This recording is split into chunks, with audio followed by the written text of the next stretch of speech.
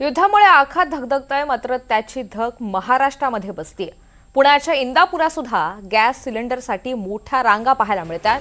आधीच ऊन तळपतंय, याच तळपत्या उन्हात गॅस सिलेंडरसाठी ग्राहकांना लांबच लांब रांगा लावाव्या लागतायत। गॅस सिलेंडर महागलेला आहे आणि त्यात तो मिळवण्यासाठी प्रतीक्षा सुद्धा करावी लागतेय, त्यामुळे सामान्यांचा प्रचंड संताप झालाय। या सगळ्याचा आढावा घेतलेला आहे आमचे प्रतिनिधी देवा राखुंडे यांनी। आखातातील युद्धाचा परिणाम भारतातील ग्रामीण भागात देखील पाहायला मिळतोय। सध्या पुण्याच्या इंदापूर तालुक्यातील या इंदापूर शहरात मी आहे आणि इंदापूर शहरातील हे विनय गॅसचं गोडाऊन आहे। म्हणजे भारत गॅसचे घरगुती वापराचे सिलेंडर जे आहेत ते या ठिकाणावरून ग्राहकांना मिळतात आणि हे सर्व ग्राहक आहेत जे आपण बघतोय रांगेमध्ये। ही लोक जे आहेत ते गेल्या 1.5-2 तासापासून उभे आहेत, हातामध्ये आपलं जे गॅसचं कार्ड आहे ते घेऊन। ही जी लाईन आहे सिलेंडरची ती आपण बघतोय की कशा पद्धतीनं या गोडाऊनच्या गेटपर्यंत ही लाईन लागलेली आहे। आणि खरं तर सध्या घरगुती वापराचा गॅस घेण्यासाठी मोठा संघर्ष या ठिकाणी पाहायला मिळतोय। किती वाजता आलेला आहात गॅस घ्यायला? 9:30 वाजता आलो। 1 तास 1.5 तास झालं, 2 तास। बरं, काय परिस्थिती आहे? मिळतोय गॅस? मिळतोय, पण भीती बी आहे युद्धाची थोडी।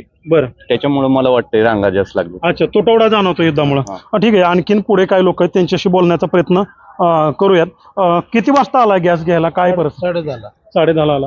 बरं, 10:30 आता जवळपास 11:30 पावणे 12 वाजत आलेत। 2 तास झाले। 2 तास झाले। काय परिस्थिती? पूर्वी अशी परिस्थिती होती, आता सध्या अडचण येऊलेली आहे। काय अडचण येते गॅस घेण्यात? गॅसच भेटत नाही ना, त्यासाठी नंबर लावून घ्यावा लागतो। काय सांगितलं जातं एजन्सीकडून? काय नाही, आता बुकिंग करून घ्यावं लागते। बुकिंग करण्यासाठी वेळ चालली जास्त गरजेमुळे। बुकिंग असेल तर मिळतोय, जर नसेल तर नाही भेटत। नाही भेटत। इतर काही लोक आहेत त्यांच्याशी बोलण्याचा प्रयत्न करणार आहोत। काय एकंदरीत परिस्थिती आहे? सध्या इस्रायल आणि इराणचं युद्ध सुरू आहे आणि त्याचा परिणाम जो आहे तो ग्रामीण भागात आपल्याला इथे पाहायला मिळतोय। गॅसच्या सिलेंडरसाठी तळपत्या उन्हात 12 पर्यंत थांबायची वेळ ग्राहकांवरती आलेली आहे सध्या। युद्धामुळे ती चालू आहे। बरं, युद्धामुळे तुटवडा गॅस गाड्या येत नाहीत वरून गाड्या भरून येत नाहीत। बरं, त्याच्यामुळे इथं तुटवडा पडतोय।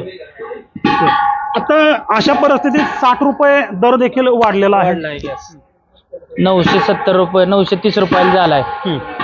पहिला 870 ला होता। बरं, वाढवून पण मिळत नाही ना वेळेवर, असं झालंय।